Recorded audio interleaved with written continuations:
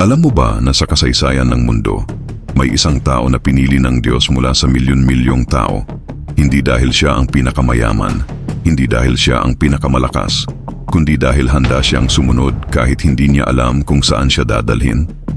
Ang taong iyon ay si Abraham, isang lalaking isinilang sa sinaunang lungsod ng Ur, isang lugar na maunlad, maingay at puno ng mga taong sumasamba sa iba't ibang Diyos.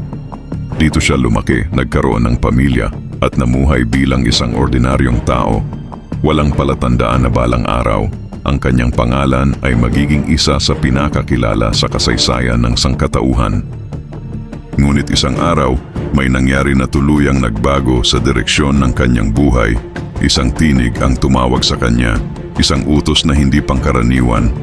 Iniutos ng Diyos na iwan niya ang kanyang lupain, ang kanyang pamilya, at ang lahat ng nakasanayan at maglakbay patungo sa isang lugar na hindi pa ipinapakita sa kanya. Walang mapa, walang kasiguruhan, walang malinaw na plano. Isipin mo, kaibigan, inutusan kang umalis sa iyong tahanan nang hindi mo alam kung saan ka pupunta. Sa kabila ng takot at pag-aalinlangan, pinili ni Abraham na sumunod. Inipon niya ang kanyang mga gamit, isinama ang kanyang asawa na si Sarah, at nagsimula silang maglakbay patungo sa isang lupain na ipinangako ng Diyos. Ang paglalakbay na iyon ay mahaba, mapanganib, at puno ng pagsubok. Habang sila ay naglalakad sa desyerto, ibinigay ng Diyos ang isang pangakong tila imposible. Sinabi ng Diyos na gagawin niya si Abraham na ama ng maraming bansa, at ang kanyang lahi ay magiging kasindami ng mga bituin sa langit at buhangin sa tabing dagat.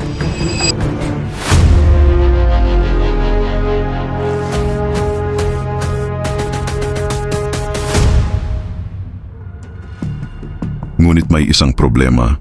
Matanda na si Abraham at ang kanyang asawa na si Sarah ay matagal ng baog. Sa mata ng tao, halos imposible na silang magkaroon ng anak. Lumipas ang mga taon. Araw-araw naghihintay sila. Araw-araw umaasa sila. Ngunit walang anak na dumarating. Dahil sa matagal na paghihintay, nagpasya si Sarah na gumawa ng isang hakbang na magbabago sa kanilang pamilya. Ibinigay niya ang kanyang alipin na si Hagar kay Abraham upang magkaroon sila ng anak. Sa panahong iyon, ito ay isang karaniwang kaugalian at nagkaroon nga sila ng anak, isang batang lalaki na pinangalanang Ishmael. Sa sandaling iyon, inakala nila na natupad na ang pangako, ngunit hindi iyon ang plano ng Diyos. Lumipas pa ang panahon at lalo pang tumanda si Abraham at Sarah. Dumating ang puntong halos wala na silang pag-asa, ngunit isang araw may dumating na mga bisita, mga mensahero na nagdala ng balita na tila imposibleng paniwalaan. Sinabi nila na sa loob ng isang taon, magkakaroon si Sarah ng anak. Nang marinig iyon ni Sarah, napatawa siya, hindi dahil sa saya, kundi dahil sa pagdududa. Sa kanyang edad, imposible na iyon. Ngunit dumating ang araw na nagbago ang lahat. Sa kabila ng katandaan, nabuntis si Sarah at nanganak ng isang batang lalaki. Pinangalanan nila siyang Isaac na ang ibig sabihin ay tawa. Isang pangalan na nagpapaalala sa kanila kung paano nagsimula ang lahat sa pagdududa at nauwi sa himala.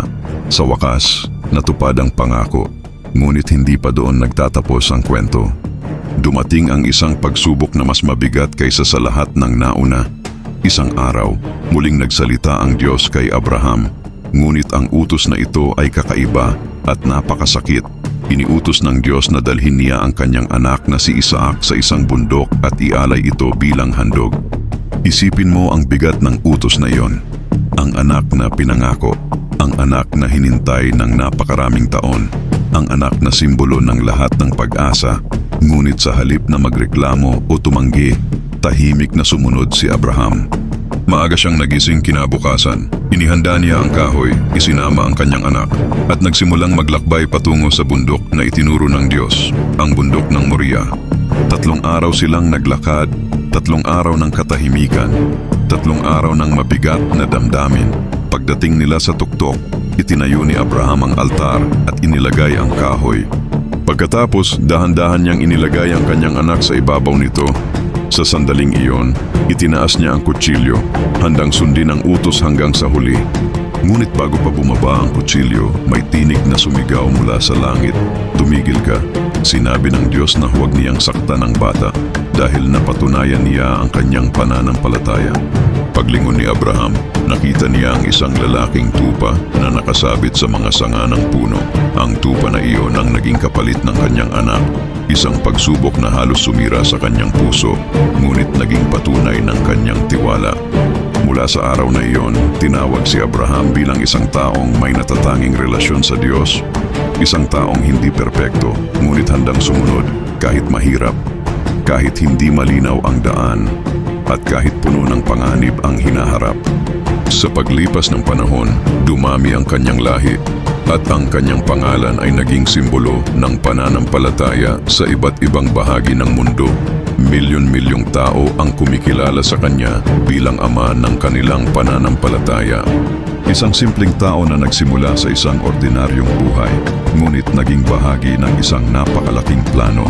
At hanggang ngayon, nananatiling buhay ang tanong na iniwan ng kanyang kwento. Kung ikaw ay tawagin upang sumunod sa isang landas na hindi mo pa nakikita, magkakaroon ka rin kaya ng lakas ng loob na gawin ang ginawa ni Abraham.